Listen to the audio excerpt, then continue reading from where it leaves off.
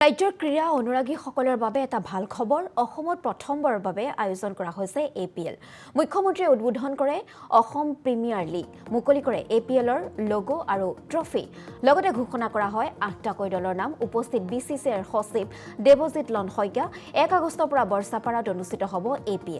এপিএলৰ সকলো খেল অনুষ্ঠিত হ'ব বৰ্ষাপাৰাত ৰাজ্যৰ প্ৰায় ১৫০ খেলুৱৈ অংশগ্ৰহণ কৰিব এপিএলত ইতিমধ্যে পঞ্জীয়ন কৰিছে ৪০০০ খেলুৱৈ ৮টাকৈ ফ্ৰেঞ্চাইজিয়ে অংশগ্ৰহণ কৰিব এই প্ৰিমিয়াৰ লীগত আৰু জুলাই মাহত সম্পন্ন হ'ব খেলুৱৈৰ নিলাম প্ৰক্ৰিয়া মুঠ ৩৩খন খেল অনুষ্ঠিত হ'ব এই প্ৰিমিয়াৰ লীগত আসাম প্ৰিমিয়াৰ লীগত আৰু ২৩ আগষ্টত সমাপ্ত হ'ব অসম প্ৰিমিয়াৰ লীগ ৰাষ্ট্ৰীয় আন্তঃৰাষ্ট্ৰীয় পৰ্যায়ত সম্প্ৰচাৰ হ'ব এপিএল জিঅ' হটষ্টাৰত সম্প্ৰচাৰিত হ'ব এপিএল আৰু আইপিএলৰ অনুৰাগীসকলৰ বাবেও আহিছে এটা ভাল খবৰ অহাবাৰ আগতীয়াকৈ অনুষ্ঠিত হ'ব আইপিএল দুসপ্তাহ আগুৱাই দিয়া হ'ব আইপিএলৰ খেলসমূহ বতৰৰ প্ৰতি লক্ষ্য ৰাখি দৰ্শকৰ বাবে এই সিদ্ধান্ত গ্ৰহণ কৰিছে বিচিচিআই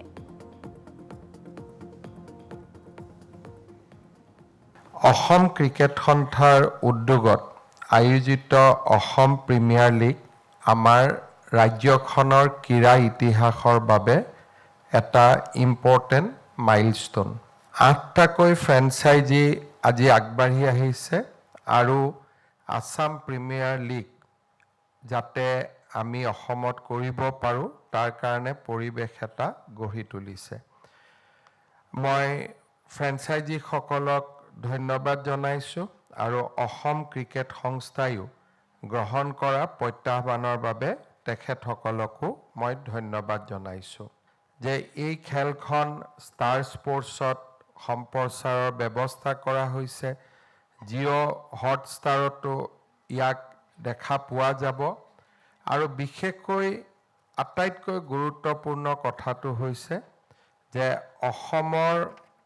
উদীয়মান খেলুৱৈসকলে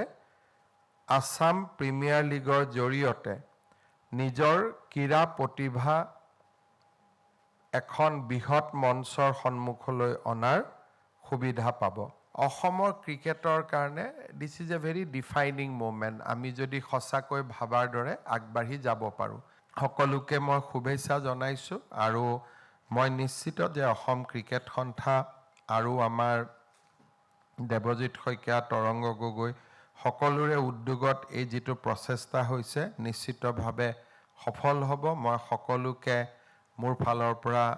বেষ্ট উইচেছ দিছোঁ সকলোকে শুভকামনা জনাইছোঁ আৰু অসম ক্ৰিকেট সন্থাই যিটো পদক্ষেপ লৈছে অহা ১ আগষ্টৰ পৰা ২৩ আগষ্টলৈ আসাম প্ৰিমিয়াৰ লীগ গুৱাহাটীত অনুষ্ঠিত কৰিবলৈ গৈছে আৰু য'ত ৮টা ফ্ৰেঞ্চাইজি টীমৰ মাজত খেলবোৰ হ'ব প্ৰায় ১৫০ প্লেয়াৰে সুবিধা পাব আৰু মই ভাবোঁ যে ইয়াতে যিসকল খেলুৱৈয়ে সুবিধা পাব তেওঁলোকে ভাল খেল দেখুৱাব পাৰিলে নিশ্চয় আইপিএল ফ্ৰেঞ্চাইজি বা ভাৰতীয় চিলেক্টৰৰ চকু বা দৃষ্টি আকৰ্ষণ কৰিব পাৰিব অসম ক্ৰিকেট সন্থা এপিএলক যদি ৩ বছৰ ছাকচেছফুলি চলাই নিব পাৰে মই ভাবোঁ যে এইটো এটা খুব ডাঙৰ প্ৰপাৰ্টি হ'ব আৰু আগন্তুক দিনত ইয়াৰ এট্ৰেকশ্যন যথেষ্ট বাঢ়িব